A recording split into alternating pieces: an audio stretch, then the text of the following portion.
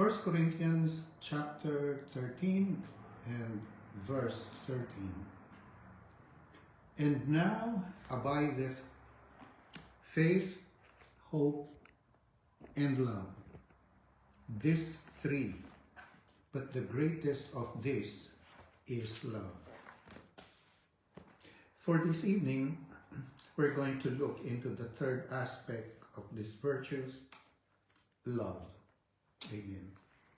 Welcome to the communities of St. Paul, and praise God for another opportunity to be able to share to each and every one of you from the living word of God.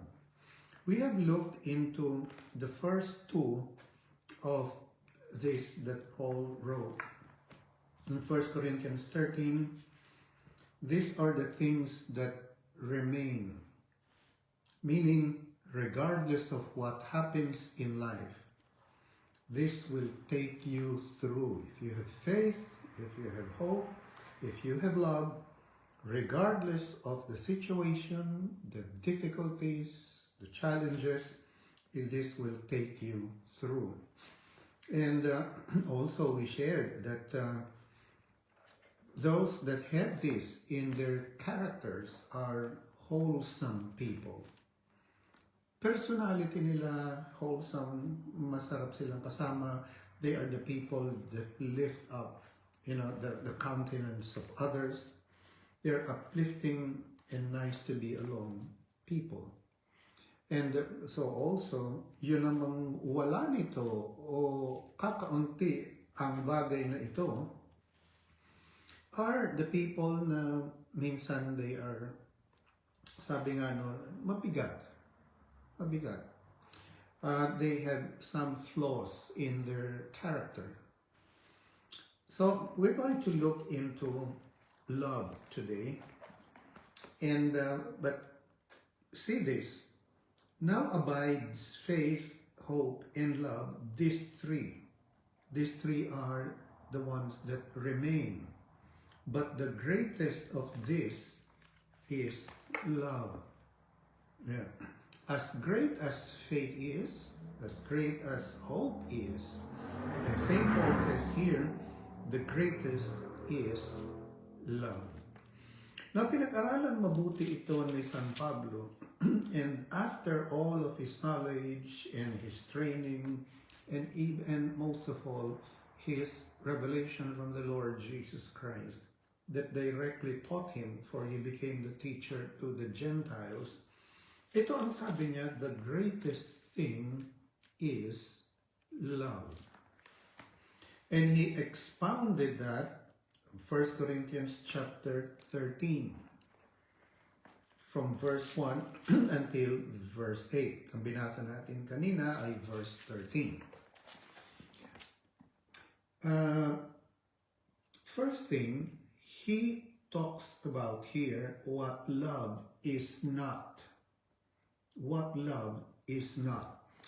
In verse 1, though I speak with the tongues of men and of angels, but have not love, I have become a sounding brass.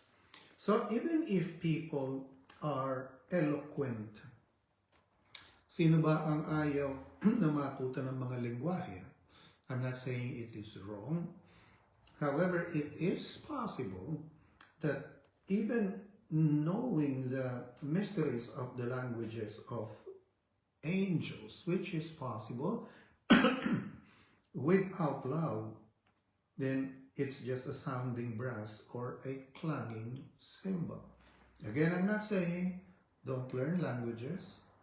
It adds to actually a person's character also. It adds to the assets in his life. However, if there is no love there, then it's just a sounding brass or a clanging cymbal. Then what is love not? What is it not? Let's continue on in verse 2. And though I have the gift of prophecies and understand all mysteries and all knowledge, and though I have all faith so that I could remove mountains but have not love, I am nothing. Ngayon, I think you can understand this. Siguro, there'll be instant millions of followers on people na they'll be able to predict the future. Isn't that right? Na lalo na yung mga reels o mga perhaps bloggers that can predict. May mga mediums or pwede na rin manghuhula that whenever they talk of the future, then people flock. Sigurado yan, magkakaroon yan ng magandang kinikita. Sisikat yan. That's the world we're in today. But here it says in verse 2, though we have the gift of prophecies and understand all mysteries and knowledge, and though I have all faith, so as I could remove mountains. So that is possible. That is possible. Faith is not all. It is important, yes. Yes. A strong faith is what's needed. It's the currency in the kingdom of God. But without love, then I am nothing, it says here. Verse 3, and though I bestow all my goods to feed the poor, and though I give my body to be burned, but have not love, it profits me nothing. So look at this. It's very possible that someone will serve the poor, someone will give to the poor, someone will even be like a philanthropist, but it does not follow that the person is walking in love, and if not, then it profits nothing. Because you see, again, I'm not saying that feeding the poor, we're doing that, is not correct. I'm not saying that service is not correct. In fact, that is our worship to the Father, our service to the body of Christ.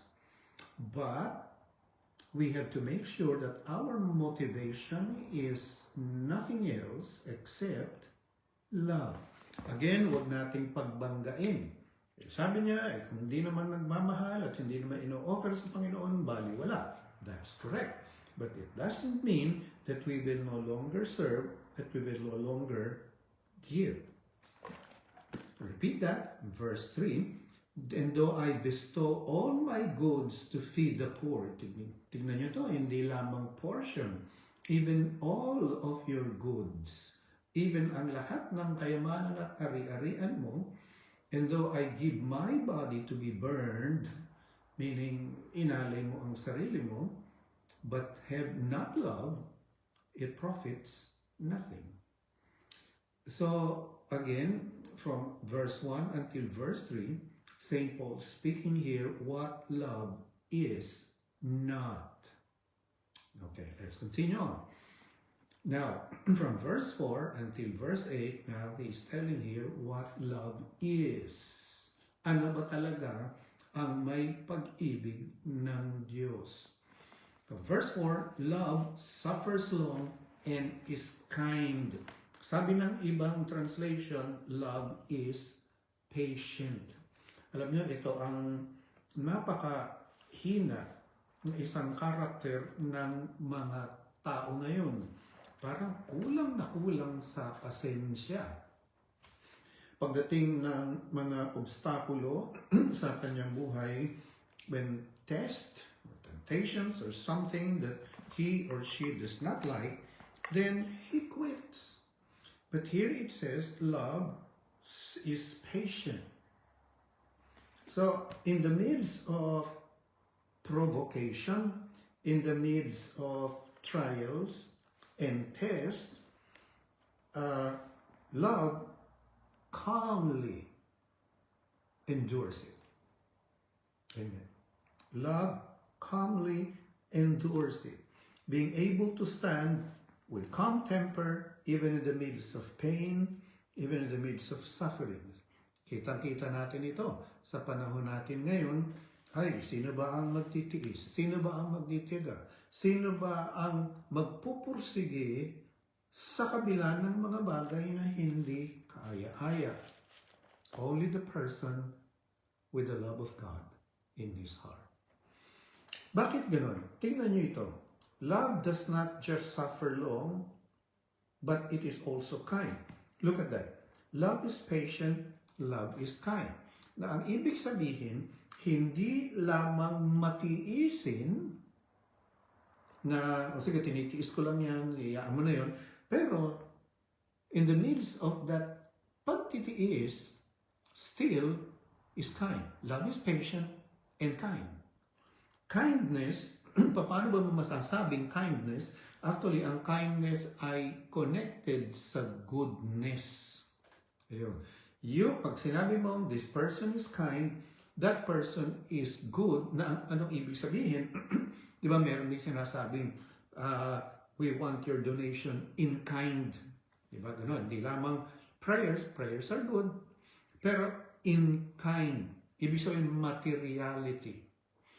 So, hindi lamang matiisin ang taong may pag-ibig sa kanyang puso, ngunit siya rin ay kind, mapaggawa ng mabuti. Amen. Love does not envy.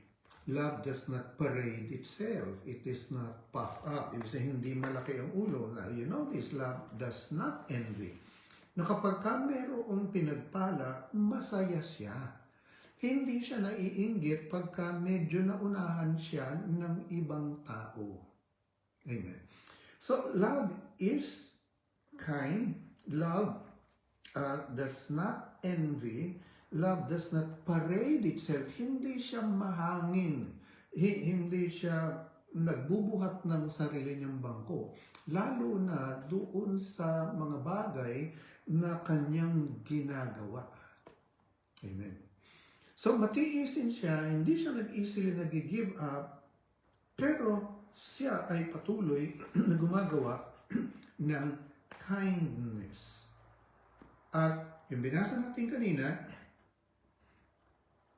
speaking the tongues of men, having a glimpse of prophecies, meron siyang knowledge, meron siyang service, meron siyang reaching out to the poor, pero ang lahat ng ito, ang underlying niyang motivation dahil he has the love of God in his or in her heart. Hindi siya agad pwedeng pigilin ng kahit na ano. Amen. Verse 5, love does not behave rudely, does not seek its own. Yun. Hindi niya iniisip, ako ang tama, ano ba ang maganda riyan? Pag hindi na ako sumikat dyan, ayoko na.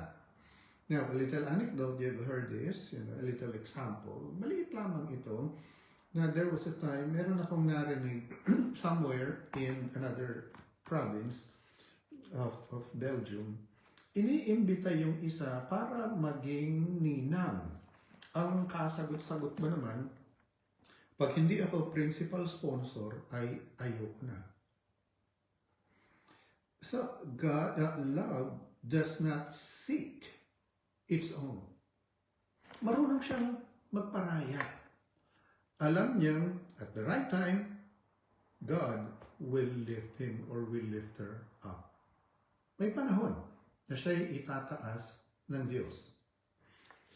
Is not provoked, thinks no evil, does not rejoice in iniquity, but rejoices in truth. Amen. Alam niyo, lalo sa panahon natin ngayon, kapag ka may nangyaring hindi maganda doon sa ating hindi gusto o taong ayaw natin, ilan ang nagre-rejoice? Ilan ang nalulungkot? Here it says, love rejoices in truth. It does not rejoice in iniquity. Amen. Verse 7, tingnan nyo to, bears all things, believes all things, hopes all things, endure all things. Tingnan nyo to, 4. Finally, ang sinabi rito ni San Pablo, parang kanina 5, no, from verse 4 hanggang from verse 5 hanggang verse 6. Pero dito, when he says what love is, merong 4. He says, bears all things, tinitiis niya, kaya niya ang lahat ng bagay. Believes all things, hope all things, endures all things. So 4. Bears all things, endure all things. Mukhang pareho, hindi ba? Matiisin at binabalikat niya ang kahit na anong mahirap. He does not insist that he be understood. Sabi niya ba, hindi mo kasi kumaintindihan kaya tayo galit na. No. Even he does not insist on his own, even if he is misunderstood, nandoon pa rin siya. Pero tignan niyo ito. Bears all things, believe all things, hope all things, endure all things. Itong first at saka itong 4, kung parehas. Okay. Present, enduring things, bearing all things. Ngunit ito namang dalawa sa gitna. Hope all things, believe all things, believing also is synonymous to having faith. Hoping all things, hindi siya nasisiraan ng loob. Patuloy siyang umaasa. Amen. These are talking about the future. Amen. Amen. So, ang sinasabi dito, as strong as faith is, as strong as hope is, kailangan natin yun. Again, huwag nating paglabanin na meron akong love, pero wala akong faith. Hindi ganun yun. Kinukumpara lang dito ni San Pablo ang entirety, ang kabuuan ng mga bagay na nasa sa atin na. Hindi ito parang smorgasbord, hindi ito parang eat all you can, hindi ito parang buffet na kung nandun sa buffet table, kakanin mo kung ano yung gusto mo. Hindi ganun ito, as we will soon find out. But this is what love is, and the good news is, ito, if you're a Christian, you're born again, accepted Jesus Lord of your life, mayroong ka ng lahat ng ito. Amen. Amen. Mayroon ka. Huwag mong isipin, wala ako nun. Alam niyo, ito isang weakness sa Kristyanismo. Itama na natin. Alin yun? Ito dapat tinuro sa atin nung tayo'y maliliit pa. Nung tayo'y nabautismahan, hindi naman siguro sinadya ng ating mga magulang na hindi ito ituro sa atin o ng ating mga teachers, ng ating mga mentors. At hindi ko rin alam kung paano mukhang nagkulang ang simbahan sa pagtuturo nito. Una, sa pag-reach out sa mga magulang, pag-reach out sa mga guro, parang kinulang.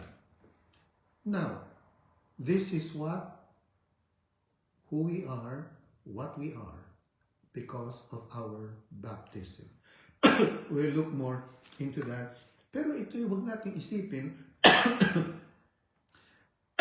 na tayo ay matatanda na. Kaya pa natin itong matutunan. At ngayon na alam na natin, kailangan nating ituro sa ating mga anak at sa ating mga apo.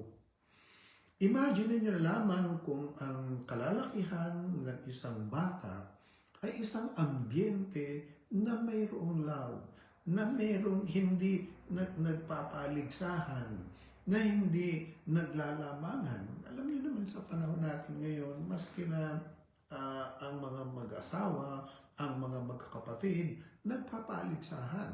In many occasions, nagdidemandahan pa. Sad thing. But yet, we are Christians. So, ganun nga. Huwag na nating sisihin na ang nakaraan dahil sa mga pagkukulang nito. Ngunit ngayon, alalahanin natin, ito tayo. Amen. At patuloy ngayon natin itong paniwalaan at ipamuhay. Because although sin dominated us in the past, the love of God will dominate us when we believe and when we walk according to this truth. Amen. Then in verse 8, ang sabi doon, love never fails. Hindi ka matatalo when you walk in love. Bakit ba roon sa krus ang Panginoon? Ang sabi niya, pinapatay siya doon, hindi ba? Yung mga nag-crucify sa Kanya. He was saying, Father, forgive them. They know not what they do. Saint Paul, ano sabi ni San Pablo? Habang siya ay tinutuligsa at habang bago siya ay inaakusahan ng lahat ng masasamang bagay, ang sabi niya, Panginoon, huwag mo na po itong ibilang sa mga bagay laban sa kanila, sa mga gumagawa nito sa akin. And then, remember Saint Stephen, habang siya ay binabato, right? One of the deacons in the early church, habang siya ay binabato, ang sabi niya, Father, huwag mo na po silang singilin at parusahan sa kanilang mga ginagawa. Jesus, Peter, and Stephen. Because the two, Paul, not Peter, but Paul and Stephen realized they have the Spirit of Christ. Kaya naipamuhay nila ang buhay ni Jesus. That same Spirit is the Spirit that is now in us, in you, and in me. And when we realize that, and when we believe that, when we renew our minds by hearing the Word of God and frequenting the sacrament, and when we communicate and walk with God the best that we can on a daily basis, then paunti-unti din nating maipapamuhay ang katotohanan na ito. Amen. Amen. Few more scriptures, 1 John chapter 4. 1 John chapter 4. And verse 7 and 8. Beloved, let us love one another. Mga mahal ko, mag-ibigan tayo. For love is of God, and everyone who loves is born of God and knows God. Now, the love here, of course, is the one that we've just seen in 1 Corinthians. Now, alam ko na napakaraming definition ng love. Huwag nating paghalu-haluin. Hindi ito'y nabasa mong love doon sa isang pocketbook. Hindi ito'y nabasa mong love doon sa sinabi doon sa reel. Hindi ito yung love na perhaps narinig mo nung araw na sinasabi ay ganun daw. Pero, hindi. Basihan natin yung 1 Corinthians 13, verse 1 to 8. Yun ang definition ng love. At yun din ang sinasabi dito. Okay. Notice, meron pang isang kanta. Love is a many splendored thing. Ginawang kanta yun. Now, I'm not saying that's evil, that's wrong, but it is not the love we are talking about. We're talking about the love according to the scriptures here. Ang sabi dito, let us love one another. Ibig sabihin ay ang ating binabasihan at ang ating pinag-uusapan ay yung love according to how St. Paul defined it in 1 Corinthians 13, verse 1 until verse 8. Now, balik tayo dito. He who does not love does not know God, for God is love. Amen. Bakit? Kasi nga, nung tayo'y bininyagan, noong tayo ay tinanggap natin ang Panginoon bilang ating Panginoon at tagapagligtas, tayo ay yung tinatawag doon, impartation ng Espiritu ni Jesus. Binago ang ating spirito, anyone who is in Christ, 2 Corinthians 5:21 yan, from verse 17, anyone who is in Christ is a new creation, all things are passed away, behold, new things have come. Ano yung new things? New spirit, and all of those things are of God. The spirit you and I have, and every born-again Christian has, it belongs to the Spirit of Christ, or has the Spirit of Christ. Hindi pwedeng magkasama Espiritu ng Jesus at Espiritu ng demonyo sa katawan natin. Correct? So, ang ating Espiritu ay ayon sa Espiritu ng ating Panginoon. Sabi din daw, ang manifestation nito ay yung tinatawag na love. Amen. Amen. Now, verse 16 of First John. And we have known and believed the love that God has for us. God is love, and he who abides in love abides in God, and God in him. Ayun. Nung tayo ay impartation nga ng Espiritu ng Diyos, God's love abide in us. Ang problema, hindi ito nasabi sa atin. Kaya tayo pinaglaruan ng diablo at pinaglaruan ng mga kamunduhan. At pagkatapos nun, akala natin tayo ay katulad ng sanlibutan. Mali. It's time to realize who we are. It's time to realize what God has made us. Love is patient. You are patient. You are kind. You are not self-seeking, etc., etc. You believe all things. You endure all things, you hope all things, and love never fails. You will never fail whenever this love is in you. Amen. Amen. Now for the last verse, 1 John chapter 5, verse 13.